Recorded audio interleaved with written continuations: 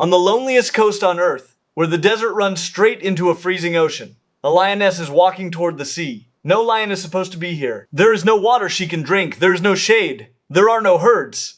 And yet she keeps walking down the last dune onto the wet black sand, because she has learned to kill something no other lion alive has ever learned to kill. She has learned to hunt the ocean itself. These are the lions of the Skeleton Coast.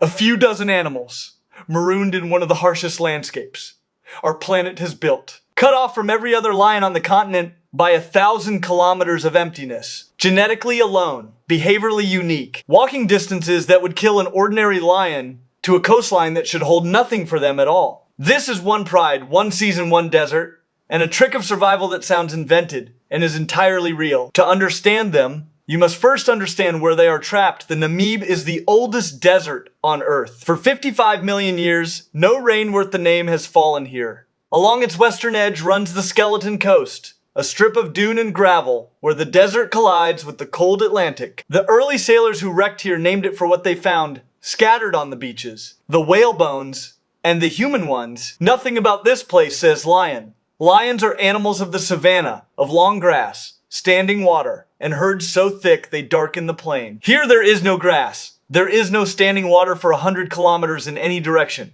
The herds are not herds at all, but a scattered handful of desperate animals strung across 1,000 square kilometers of nothing. By every rule of where a lion can live, a lion cannot live here. And so these lions have torn up the rules. Their kingdom is the Hohenib, a river that almost never has water in it. A dry course of sand and stone, threading down from the interior mountains toward the sea. Once or twice a year, after rain falls far inland in mountains the lions will never see, a flood pushes briefly down the channel. For a few days, the river runs, then it sinks back beneath the sand, and the lions follow the moisture by memory, down a corridor of stunted trees that should not survive here either. Down this corridor moves the Pride, a lioness in her prime, her sister, and 3 young lions she is teaching to survive a place that wants them dead. They are smaller than their savanna cousins, leaner, longer-legged, their coats paler, the color of the sand itself. Evolution has begun in just a few generations to reshape them into something new. A desert animal wearing the body of a lion. The first enemy here is not hunger, it is thirst. A lion on the savanna drinks every day,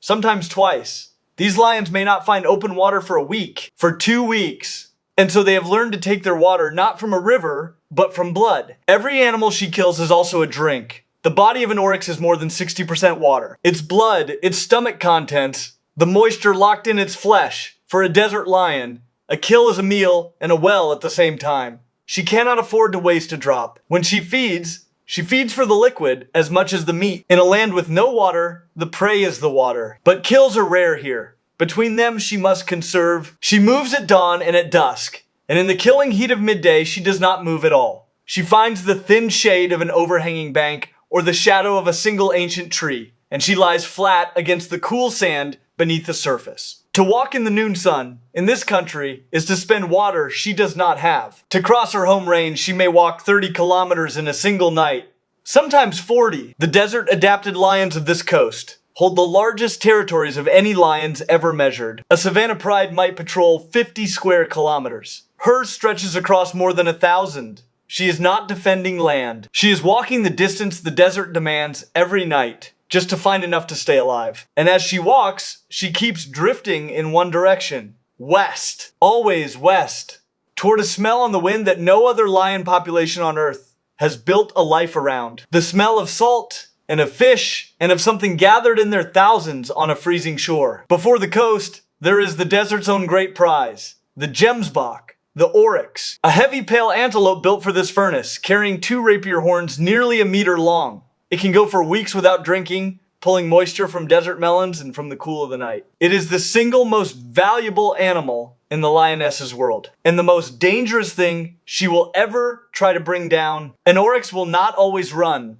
Cornered, it turns. It drops its head and presents those 2 horns like crossed spears. More than one lion in this desert carries the scar of an oryx that fought back. Some lions here have died on those horns. The lioness knows this. She has felt the point of them, and so she does not charge an oryx head on. She hunts it the way the desert has taught her, with patience that would shame a savanna lion. She splits her family. One young lion shows himself on the open sand, deliberately drawing the oryx's attention. The oryx fixes on him, turns to face him, lowers its horns toward him, and while it watches the lion, it can see. It forgets the two. It cannot. The rush comes from the side. The lead lioness breaks from the dune shadow at full speed, low and silent, crossing the open sand in a handful of strides. The oryx spins, but a heartbeat too late. She does not go for the horn, she goes for the hindquarter of the haunch, dragging the animal off its balance and away from those points. Her sister closes from the other flank. Between the two of them, the great antelope folds into the sand, and the desert gives up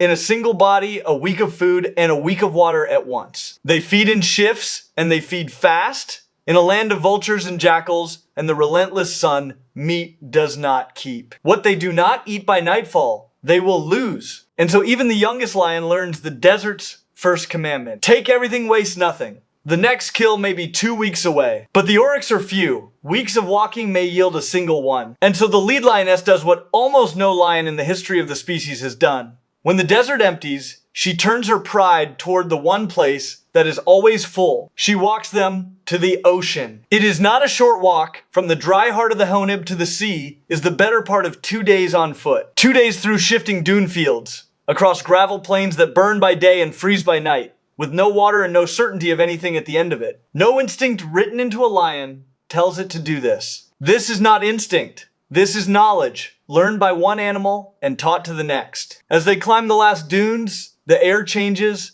The dry furnace heat gives way to a cold, wet wind off the water. The fog the locals call the cold breath rolls in from the sea and swallows the dunes whole. For animals born in a desert, this clammy gray cold is as strange a country as the surface of another world. And then, beneath the sound of the wind, they hear it, a low, rolling, continuous roar. Not lions. The Atlantic, and there, at last, the desert ends.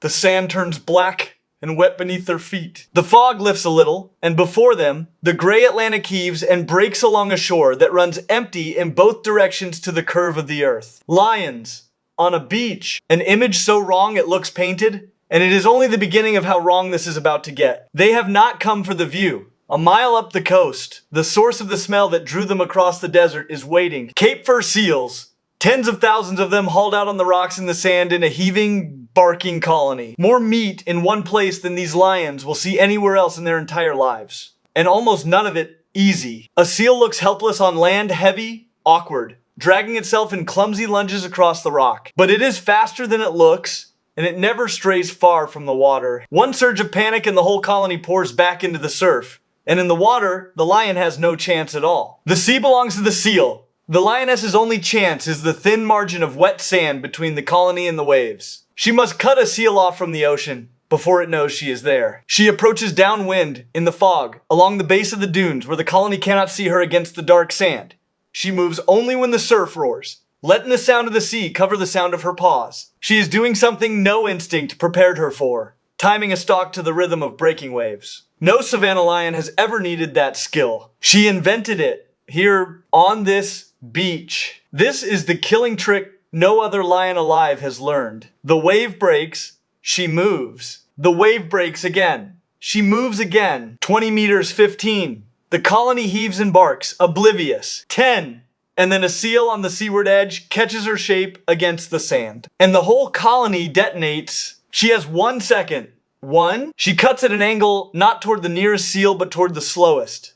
A young one caught a body length too far from the water. She drives between it and the surf, closing the gap to the sea before the seal can reach it. It twists, it barks, it lunges for the waves, and her paw comes down across its back astride from safety. The Atlantic breaks white over both of them. She drags it up the beach, away from the reaching surf, before she allows herself to stop. Behind her, the colony is already flowing back out of the sea, settling, barking, forgetting. By tomorrow, they will haul out on the same sand, as if nothing happened. But for this pride, everything has happened. A lioness from the oldest desert on earth has just killed a creature of the open ocean and taught her young watching from the dunes that it can be done. No miracle here is free. The desert that forged these lions is also killing them, one by one. Their territories are so vast that a single pride may roam where, on the savannah, 100 lions would live. their numbers have always been desperately small. At their lowest, this entire population fell to barely 20 animals, every one of them genetically irreplaceable. A separate, ancient line of lion found nowhere else on Earth, and there is a newer danger. One the desert never made, where the dry rivers reach toward the few places people scratch a living from this land. A lion that has walked 40 kilometers on an empty stomach will sometimes find easier prey than an oryx. A conflict as old as cattle and cats. A famous male of this coast, one of the great desert lions, was lost this way. These animals can survive the thirst, the distance, the horns of the oryx, the freezing surf. What they struggle to survive is the edge of our world pressing into theirs. And yet, against all of it, they hold, a lioness teaches her young to drink from blood, to flank the oryx, to read the rhythm of the waves. That knowledge, where the water hides, where the seals haul out, how to cross the dunes alive, is not written in their genes. It is carried in their minds and handed down. A culture held by a few dozen lions on the loneliest coast on Earth. Watch the youngest of them now.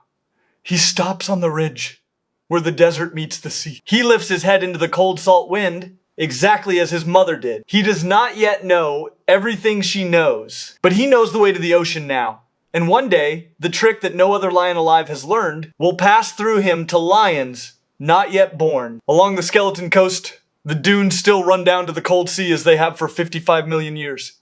And on the thin black line where they meet, a few dozen lions are doing what no lion is supposed to be able to do. Surviving with no water, walking distances that should kill them. Hunting the ocean itself. Evolution did not leave them behind. Evolution is making them, right now, into something the world has never seen. There are fewer of these lions than there are of almost any lion on Earth. A handful of families holding a coastline longer than some countries. Each one carrying knowledge that exists nowhere else. In no other lion. In no book. In no gene. If they are lost, the trick is lost with them, and no lion will ever invent it again. One pride, one desert, one ocean, and a few pale lions on a freezing shore. The only ones of their kind ever to walk down out of the dunes and take from the sea what every rule of nature says should never have been theirs to take.